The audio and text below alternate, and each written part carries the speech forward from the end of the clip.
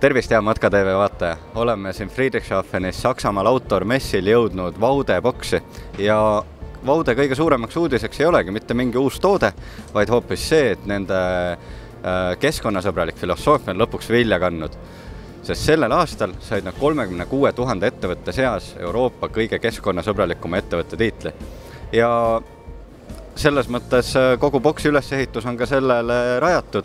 Siin on, nad toovad välja, kuidas ja mis selleni viis ja pean tunnistama need detailid, mis nii-öelda võidu andsid, need on nimeks pandavad. No, toon näiteks näite, siin minu selja taga on seljakott ja selle nii-öelda materjali põhiliseks komponendiks on kasutatud joogipudelid.